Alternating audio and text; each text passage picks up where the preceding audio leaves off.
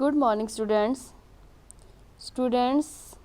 पंडित जवाहरलाल नेहरू जी द्वारा रचित पुस्तक भारत की खोज में हमने पाठ 4 शुरू कर रखा है, युगों का दौर, जिसमें हमने अब तक गुप्त शासन में राष्ट्रीयता और साम्राज्यवाद और दक्षिण भारत के बारे में पढ़ा।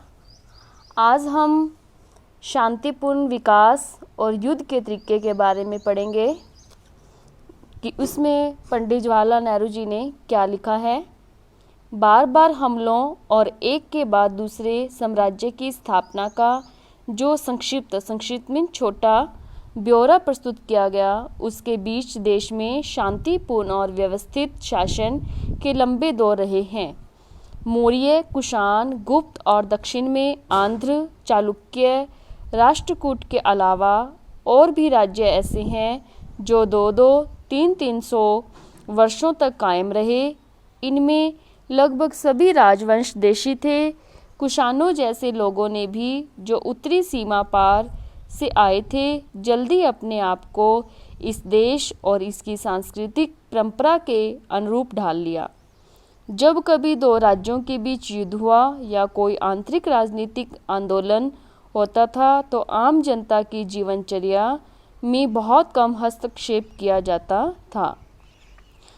इस इतिहास के व्यापक सर्वेक्षण से इस बात का संकेत मिलता है कि यहाँ शांतिपूर्ण और व्यवस्थित जीवन के लंबे दौर यूरोप की तुलना में कहीं अधिक हैं। ये धारणा भ्रामक है कि अंग्रेजी राज ने पहली बार भारत में शांति और व्यवस्था कायम की, मीन्स हैरान करने वाली है।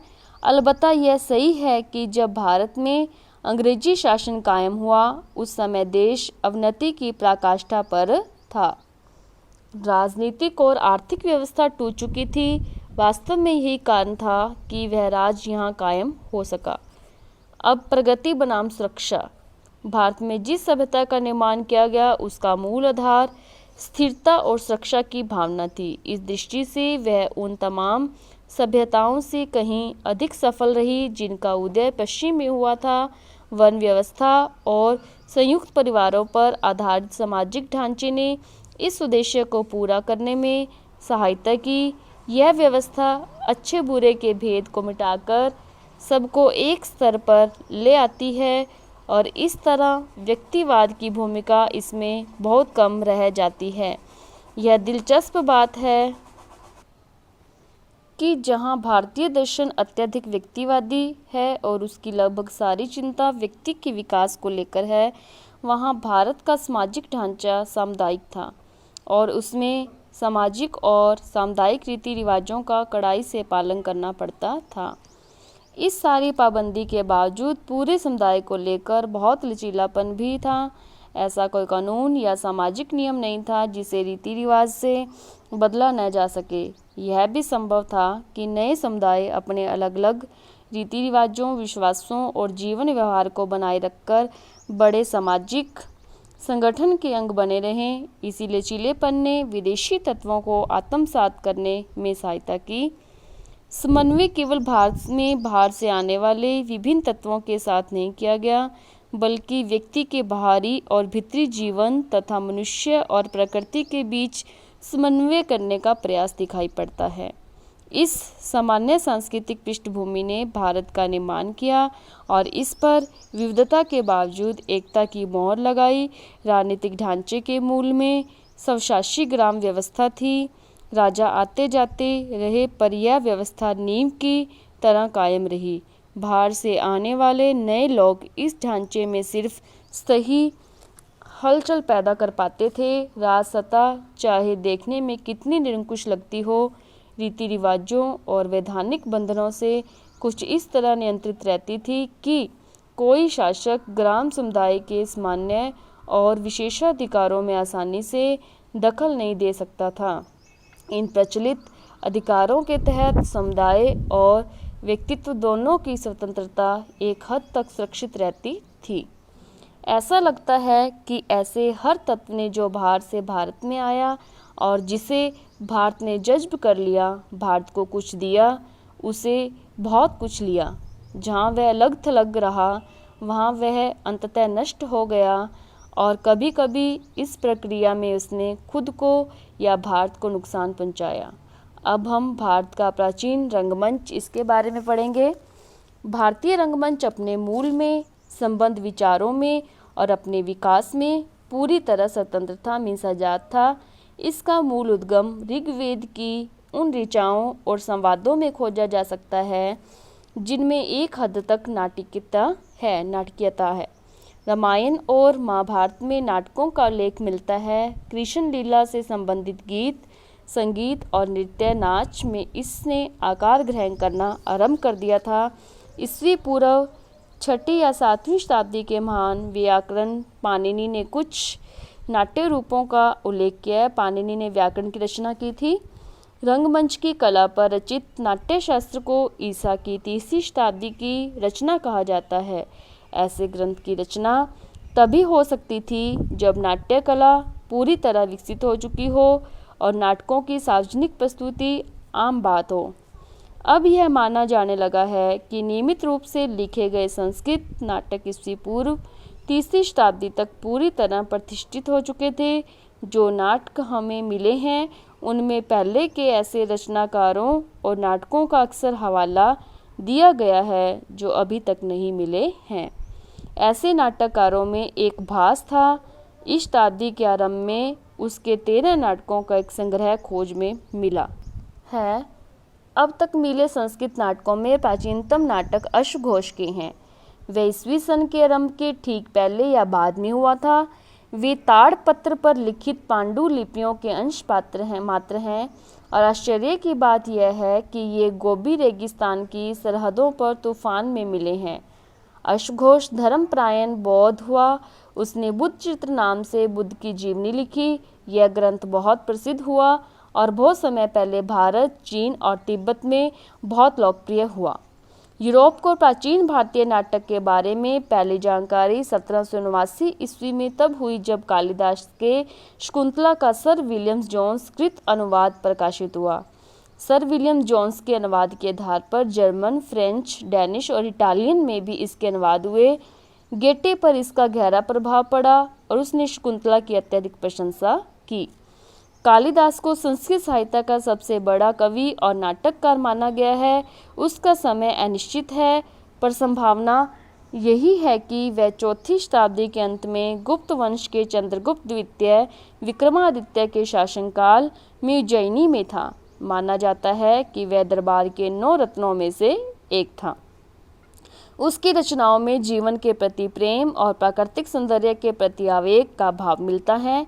कालिदास की एक लंबी कविता है मेघदूत, एक प्रेमी जिसे बंदी बनाकर उसकी प्रेयसी से अलग कर दिया गया है, वर्षा ऋतु में एक बादल से अपनी तीव्र चाहत का संदेश उस तक पहुंचने के लिए कहता है। कालिदास से संभवतः काफ़ी पहले एक बहुत प्रसिद्ध नाटक की रचना हुई थी, शूद्रक का मृच्छकटिकम यानी मिट्टी की गाड़ी। यह एक कोमल और एक हद तक बनावटी नाटक है, लेकिन इसमें ऐसा सत्य है जो हमें प्रभावित करता है, हमारे सामने उस समय की मानसिकता और सभ्यता की झांकी प्रस्तुत करता है। 400 ईस्वी के लगभग चंद्रगुप्त द्वितीय के शासनकाल में एक और प्रसिद्ध नाटक लिखा गया। यह विशाखादत्त का नाटक मुद्रा राक्षस था। यह विशुद्ध राजनीतिक नाटक था जिसमें प्रेम या किसी पौराणिक कथा, पौराणिक मीन्स किसी पुरानी प्राचीन कथा को आधार नहीं बनाया गया। कुछ अर्थों में यह नाटक वर्तमान स्थिति में बहुत प्रासंगिक है। राजा हर्ष, जिसने 7वीं सदी ईस्वी में एक नया साम्राज्य कायम किया, नाटककार भी था। हमें उसके लिखे हुए 3 नाटक मिलते हैं। 7वीं सदी के आसपास ही भवभूति हुआ, जो संस्कृत साहित्य का चमकता सितारा था। वह भारत में बहुत लोकप्रिय हुआ और केवल कालिदास का ही स्थान उसके ऊपर माना जाता है। संस्कृत नाटकों की यह धारा सदियों तक बहती रही, लेकिन 19वीं शताब्दी के आरंभ में गुणात्मक दृष्टि से स्पष्ट रूप से उसमें हास दिखाई देने लगा। प्राचीन नाटकों की कालिदास तथा अन्य लोगों के भाषा मिली जुली है। संस्कृत और उसके साथ एक या एकाधिक प्राकृत यानी संस्कृत के बोलचाल में प्रचलित रूप। उसी नाटक में शिक्षित पात्र संस्कृत बोलते हैं और सामान्य शिक्षित जन समुदाय प्राय स्त्रियां प्राकृत, हालांकि उनमें अनुवाद भी मिलते हैं। यह साहित्यिक भाषा और लोकप्रिय कला के बीच समझौता था। फिर भी प्राचीन नाटक अक्सर राज दरबारों या उसी प्रकार के अभिजात दर्शकों के लिए अभिजात्यवादी कला की प्रस्तुत करते हैं। इस ऊंचे दर्जे के साहित्यिक रंगमंच के अलावा हमेशा एक लोकमंच भी रहा है। इसका आधार भारतीय पुराकथाएं और महाकाव्यों से ली गई कथाएं होती थी। दर्शकों को इन विषयों की अच्छी तरह जानकारी रहती थी और इनका सरोकार नाटकीय तत्व से कहीं अधिक प्रस्तुति पर रहता था। ये अलग अलग क्षेत्रों की बोलियों में रचे जाते थे, अतः उस क्षेत्र विशेष तक ही सीमित रहते थे। दूसरी ओर संस्कृत नाटकों का चलन पूरे भारत में था, क्योंकि उनकी भाषा पूरे भारत के लिए शिक्षित समुदाय की भाषा थी। संस्कृत भाषा की जीवंतता और स्थायित्व के बारे में पढ़ते हैं। संस्कृत अद्भुत रूप से समृद्ध भाषा है, अत्यंत विकसित और नाना प्रकार से, नाना मीन्स कई प्रकार से, अलंकृत मीन्स सजी हुई। इसके बावजूद वह नियत और व्याकरण के उस ढांचे में सख्ती से जकड़ी है जिसका निर्माण 2600 वर्ष पहले पाणिनि ने किया था। ये जो हैं निर्माता हैं संस्कृत के, ठीक है। इसका प्रसार हुआ, संपन्न हुई, भरी बुरी और अलंकृत हुई, पर इसने अपने मूल को नहीं छोड़ा। संस्कृत साहित्य के पतन के काल में भाषा ने अपनी कुछ शक्ति और शैली की सादगी खो दी।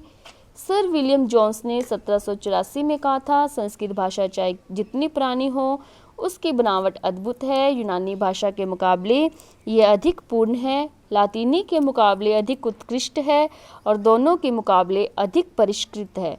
पर दोनों के साथ वह इतनी अधिक मिलती जुलती है कि यह संयोग आकस्मिक नहीं हो सकता।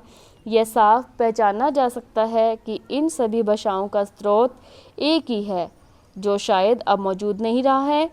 संस्कृत आधुनिक भारतीय भाषाओं की जननी है। उसका अधिकांश शब्दकोश और अभिव्यक्ति का ढंग संस्कृत की देन है। संस्कृत काव्य और दर्शन के बहुत से सार्थक और महत्वपूर्ण शब्द, जिनका विदेशी भाषाओं में अनुवाद नहीं किया जा सकता, आज भी हमारी लोक प्रचलित भाषाओं में जीवित है। तो बच्चों, आज हम पाठ 4 का इतना ही पठन करेंगे और इसमें जितने भी आपके प्रश्न उत्तर बनते हैं उसको आपने रफ नोटबुक पर हल करना है। और जब आपकी ट्यूसडे को ऑनलाइन क्लास होगी तो मैं उसमें पार्ट 3 भी पूरा सुनूंगी और पार्ट 4 के जितना पार्ट करवा दिया आपको, जितने क्वेश्चन आंसर करवा दिए हैं, उसको भी सुनूंगी। धन्यवाद।